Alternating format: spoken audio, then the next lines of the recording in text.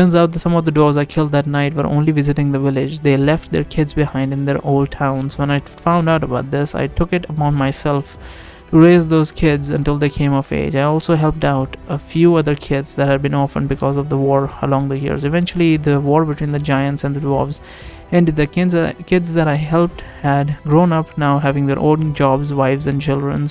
But I no longer had a place to call home back in the giant nation, so I decided to remain in the dwarven lands to continue my life shapeshift as a dwarf. Did those dwarves never find out that you were a giant? Valindra says.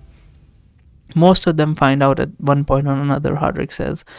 But by the time I'd already lived with them for a long time, so I didn't really care that much anymore. After spending so much time in the dwarven lands, I pretty much started talking, acting, and drinking like any other dwarf, so the majority of them didn't really see much of a difference to begin with. The one thing that I still longed for was a fight, though. As a giant, it was practically in my blood, and I had gotten a bit tired of having to hold back during tavern brawl so that I wouldn't accidentally kill anyone by accident. That's why I eventually started to go on adventures by myself around the world so that I could finally find some adversaries that would be able to provide me a true challenge.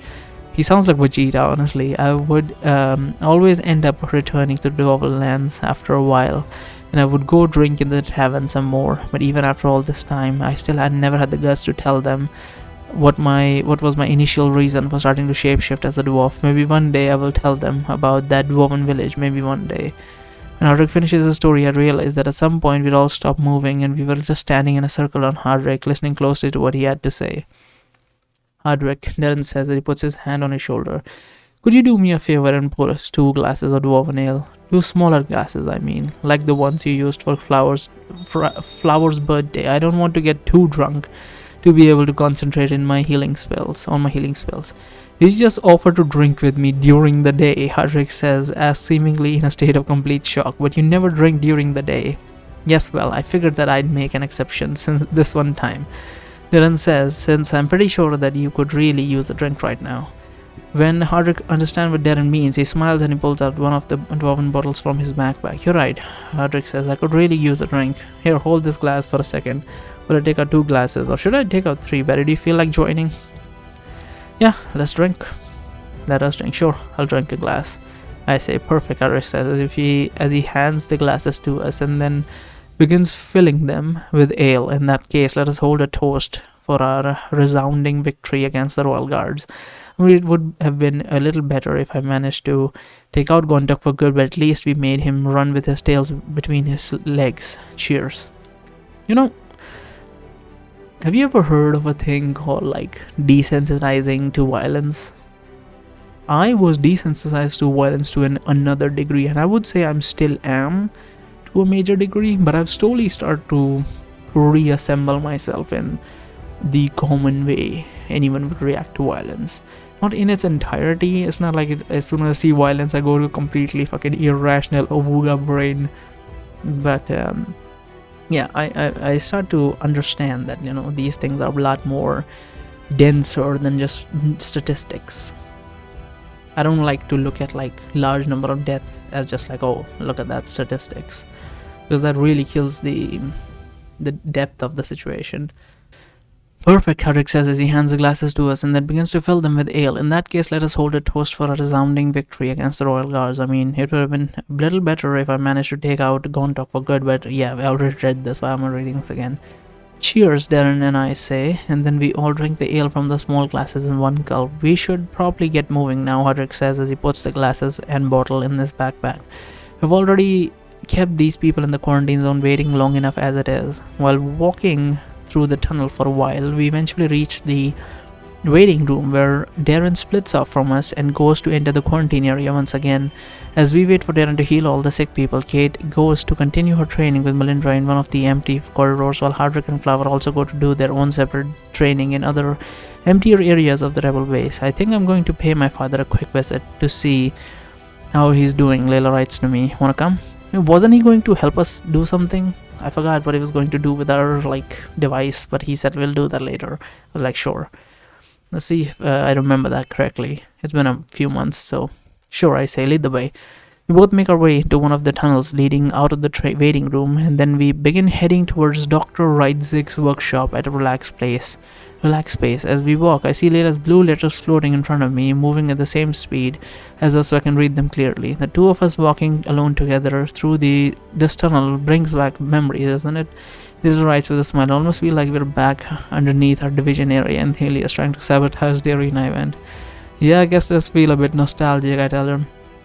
I mean, aside from the part where we found out that the arena owner had been spying on us through the walls. The whole time, I probably could have gone just fine without knowing that detail. Yes, Layla writes, and I think we can also cross out almost drowning in an underground lake as an activity I'm not very keen on repeating anytime soon. I almost forgot about that, I say. I think you should really want to consider taking some swimming lessons in the future. You guys have swimming areas in your Erithian cities, right? We do, Layla writes. There are a few of them in Olander. From what I've heard, maybe you can teach me yourself sometime. From what I saw, you seem like a pretty good swimmer. Actually, I used to be pretty bad at swimming too until this one time when I was exploring a cave with an archaeology professor.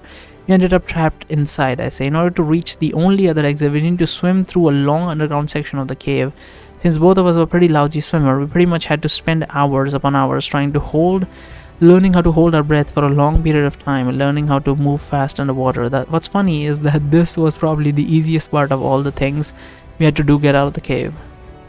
This is another one of your mundane stories from back when you were doing odd jobs and traveling around the world, Layla writes. With a bit of a smirk. Fine, I admit it, I say. Maybe in hindsight some of these stories are not really as boring as I initially made them out to be. Now, do you want to hear the rest of the story or not? I'm all ears, Layla writes with a smile as we continue to walk slowly towards her father's workshop. By the time I'm done telling Layla my story, we finally reach Dr. Reitzig's door. We knock on it several times to let him know we're here. Seeing that he does not answer even after I call out to him, we conclude that he must not be in his workshop right now and decide to wait for him here. As we wait, Layla and I seat ourselves on the ground with our backs against the door, and we begin to exchange stories about our lives before the tournament. Layla tells me about her life with her father after she left the beacon, and I tell her her father is not her actual father, right? I think it's just like someone who adopted him. I believe so, I think. And I tell her about the various things that I've seen while traveling to the western continent. For some reason, talking with Layla like this feels really natural, as if we've known each other for a long time. Now we're just catching up with what the others been doing since the last time we talked. By the way, I'm doing the no interaction with no relationships route, I suppose, at this point, because I didn't want to bog down the story with these sort of things. I mean, it's fine, in Magium I've been going down a sort of no relationship routes in these stories. I mean, compared to what was that show called? Wizard's Choice, Rogue's Choice. I mean, not Rogue's Choice, but Wizard's Choice. You get in Wizard's Choice you don't really get an option, and in Rogue's Choice the options are not that difficult to make. But in this one there's a variety of people you can get together with. The Time Weaver, I forgot her name, Rose, I think. And you can get together with Layla and possibly later on, not right now, but later on possibly with Kate, and possibly Melindra. I highly doubt it though, but they give you a variety of personalities to choose from. I am going down the no relationship route because unlike Rogue's Choice, the relationship, and in Wizard's Choice as well, the relationship only starts at the very end rather than in the middle of the story. And considering this sort of story, dialogues get affected if you are in a relationship. If you were to be in a relationship with Rose from chapter 1, and on top of that, if you were to sleep with Melindra, that would make a whole scene. I don't even know what the consequences of that would have been, cheating and whatnot. So it's really it would make the story a little bit too unnecessarily heavy.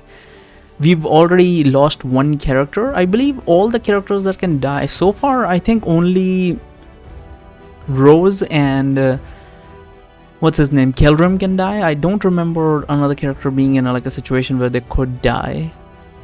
Yeah, so I saved Rose, but Keldrim died because XYZ reasons. I think just he gave up his life because this was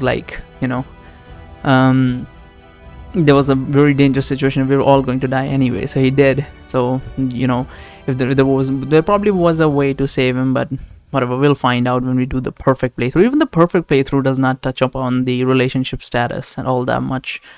So I'm not that interested in going down the relationship pathways because it just adds a couple of dialogues here and there. So it doesn't, like, so far as I have seen, it shouldn't change the story too drastically.